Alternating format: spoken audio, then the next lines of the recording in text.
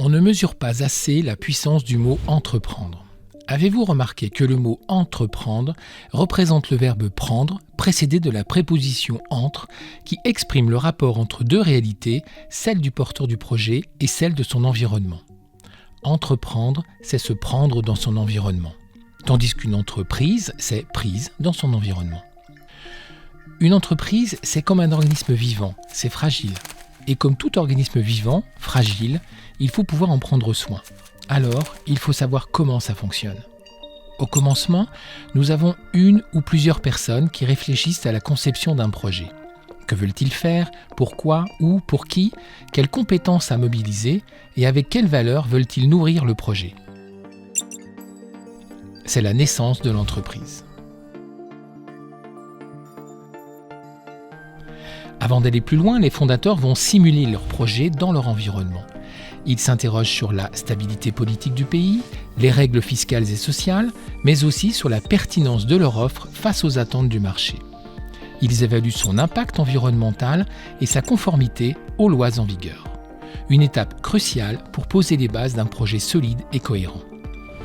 S'assurer que tous ces paramètres sont parfaitement intégrés, c'est l'assurance que l'administration pourra lui garantir un minimum de sécurité pour avancer. L'État et les collectivités construisent des infrastructures, routes, réseaux, transports, indispensables à la circulation des biens et services. Ils peuvent aussi subventionner certains projets.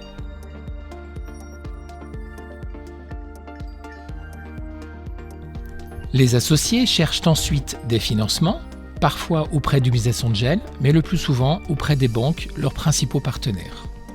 Les banques vont également proposer différentes solutions de paiements adaptés. Associés, organisations, banques, process, c'est tout le socle de l'entreprise qui se met en place. L'entreprise va alors acquérir les matières premières, les marchandises et négocier les premiers contrats des différents services dont elle a besoin. Pour fonctionner, elle va donc faire appel à une myriade de fournisseurs. Imaginez là tous les flux des marchandises et services livrés à l'entreprise. Au-delà des matières premières, elle aura aussi besoin d'énergie, de sous-traitance, de transport, de services, de la communication aux assurances pour bien fonctionner. Enfin, même si beaucoup de chefs d'entreprise travaillent seuls en France, nombre d'entre eux ont besoin de collaborateurs pour produire.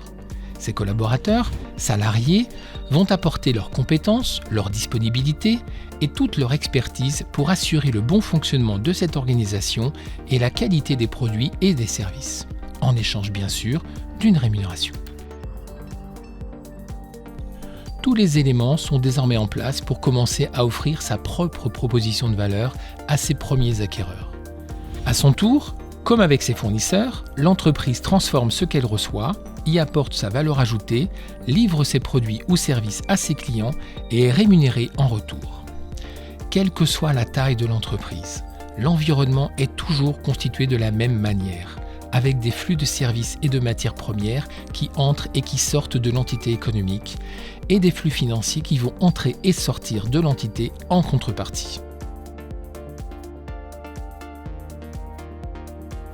C'est difficile de gérer une entreprise. Il faut s'assurer de la qualité des matières premières, des marchandises et des services, qu'ils arrivent en quantité suffisante et à bon escient.